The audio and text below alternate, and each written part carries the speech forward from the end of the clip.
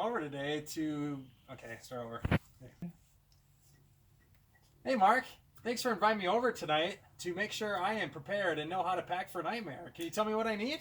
Nightmare is going to be a completely different event than what we've been preparing people for Fugazi for. So I'm super glad that you want to make sure you get it right. First thing is this pack that you're going to need to choose has to get you through substantially longer event. More than twice the length of a regular Fugazi event. So my little camelback will work?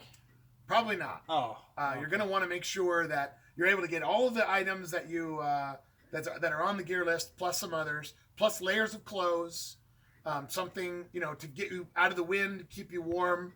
The gear list specifically talks about layers, so you're going to want to make sure it has that. Hip belt is highly required, suggested for this event, because as you know, burpees and planks and stuff like that, where the pack slides up on your shoulders, isn't good. Okay. And there's not going to be a fortitude bag for this event. Oh, good. So there's something else you're going to need to carry, though. I'm sure people have figured it out. So make sure your pack is adequate to carry the gear that you're going to need to have. Oh, good. No fortitude bag. I'm so thankful for that. Yeah. Oh. Yeah. All right. Well, let's see if you feel the same way at the end. Okay. The gloves. It's a little bit colder in the season. I know a lot of people made it through the last couple of events with some garden gloves that were sturdier. Make sure that the gloves are a little bit better this time. Why don't you go ahead and put those in the pack.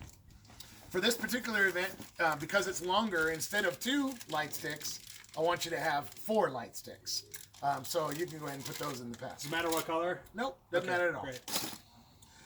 I put down that you're going to need a multi-tool. Now, we even know multi-tools as Leatherman.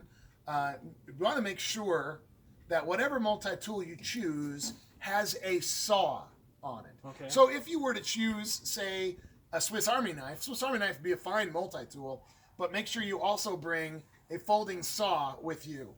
You want to make sure it's small, compact. You don't want its big saw hanging off the back of you. So you want you to put those away. Okay, great, thanks. You're going to need a good headlamp. Make sure you have a headlamp that's tested. If you've used it in the last Fugazi, great. Change the batteries. Yeah. Put some fresh batteries in it. And then bring an extra spare set of batteries, okay? Great, thanks. So why don't you use that?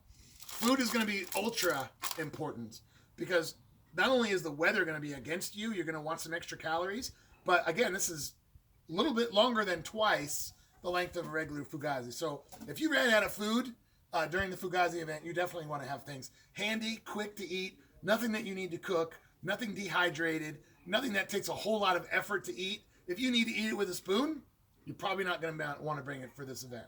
Okay? So why don't you go ahead and put those away. But it's 8+ hours, not 8 days, so don't Right. overpack. Right. Duct tape's a standard item. You always know about that. Space blanket, standard item. You always know about that. Water, standard item. You always know about that. Any questions about the safety vest or the PT belt? No. Again, I don't care which one you use. We're all going to be wearing white shirts, so it'll be a little bit easier to find as well. But I do have a couple of specialty items that we don't normally have. One, I'm going to want you to bring 1 piece of bubble gum. Okay, I don't care what flavor. Okay. Don't bring a pack. Just bring a piece of bubble gum. You're going to need just one. Just one. Okay. Just okay. one. Now, you're also going to need to bring. The gear list says 4 to 6 inch candles. Okay, these candles fit the requirement. They're exactly 4 inches long. Okay, but this candle also fits the requirement. It's 6 inches long. So, which one do you think I'm going to want you to bring? I mean, for your own, yeah, you can meet the bare minimum requirement, or you can have something a little extra. I'm not telling you what to bring, but you definitely want 2 candles that fit the requirement. Knowing the punishment that punishment that we're going to be going through, probably want something that's going to be a little more durable. You might. This you might. might break pretty easily. You might. During hey, PT. But maybe. I'm throwing it out there at you. Okay, a couple of other items I didn't put on the list, Sharpie marker, but I did have on the list a "Hello, my name is" sign. So there's no way to really complete that requirement unless you also have a Sharpie marker. So bring that. Even though I'm going to know your name, the police might not know your name and the ambulance might not know your name. So bring your ID. Okay. A couple of other items that we don't normally have on our list is hand warmers. I want you to bring 2 chemical hand warmers. I don't want the kind you have to light and there's little fuel and stuff. Okay, just these kind of quick hand warmers. The kind that last 6 to 8 hours is probably appropriate. Okay, great. 4 zip ties, but I want the zip ties connected with duct tape. I want you to be able to find all 4 zip ties very quickly. 2-inch zip ties, Mark? And I don't care what size. Oh, okay. Yeah, they could be the bigger size. They could be the big handcuff size. Okay. That you just want to have 4 zip ties. Great. Okay. And then you're going to need to bring a waterproof match with you. Okay. Okay. So, any questions about that? So, like a flip book match? Sure. I got like 20 of them here. That'll work, right? No, you got to just bring one. So, if you're bringing a flip book, that's great. Okay.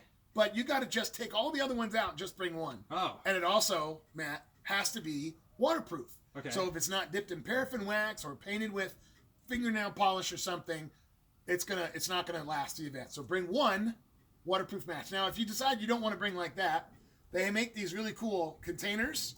They have a little striker on the bottom. You can put one match in there. It'll remain waterproof, okay? And then you also have a striker. Yeah. They also make survival matches that have been the windproof. They're waterproof. They're really good. But again, just bring one. Okay. Okay. All right. And then, of course, I want you to bring 2 raw eggs. You were asking me a question earlier about, hey, whatever. What was that question again? Well, Sandman, what if I show up with the non-raw egg? Maybe it's hard boiled. I am going to know the difference. Oh. I'll show you. Here are 2 eggs. Okay. Notice how a raw egg spins. You got to really whip it, and it'll only barely turn. Okay. Now here is a hard-boiled egg. I think. What, are you gonna have a plate there? Are you gonna carry a plate I'm just around telling the you. entire event? I'm gonna know. Okay. There's integrity in the event, and you are not gonna want to show up with a hard-boiled egg because it won't do what I'm gonna need you to do with it. But yeah, carrying raw eggs, that's gonna be the challenge. So you're gonna need to make sure that you have 2 raw eggs that make it through the event, or for as long as you want. Okay. Let's talk about clothing a little bit. You're gonna want to wear long pants. Don't bring shorts. If you're wearing long pants, they can be compression pants or they can be regular pants. You want to wear a white top, a beanie is required, and some type of layers of clothes in case you're the type that gets cold. Probably short sleeve then, right? That'll work, right? And some jeans? Sure, the short sleeve will work great as the first layer. Oh. But then you got to have other layers. And no matter what other layer you put on, you have to have the white shirt on the outside. Oh. So if you bring a puffy coat or a fleece or a whatever, be prepared to have a white shirt on the outside. So don't show up with the white shirt on as the only item you're wearing. Because if you have to take that white shirt off and you're not wearing anything, not everybody has ripped abs like you, Matt. So we got to make sure that they're prepared. But that's it. As long as you have all that, Matt, you're going to get through Nightmare. Forgot about the paracord, Mark. Oh yeah, thanks for reminding me. So you're going to need 50 feet of 550 paracord. Now, 550, do you know where that number comes from? 550. No, I really don't. It's actually a strength rating. Oh. There are paracords out there that are not 550, and 550 is the amount of static pounds that it will hold. Okay. So it needs to be 550 paracord, and to get through this event, it needs to be rated at 550 paracord. You'll see why later. I thought it had to weigh 550 pounds. Nope. Because we didn't have a Fortitude bag. Right, well, yeah. Okay, any other questions? I don't think so. I'm really scared now. I'm glad I came over, though, because eggs, I don't know. Yeah. Good. No questions. But you're clear now, right? Oh, we're clear. You think everybody else will be clear? I hope so. If they watch the video, look at the gear list, and bring everything that's on it, be good. All right, good. All right, we'll see you there, brother. All right, man. It's like 4 minutes, wasn't it?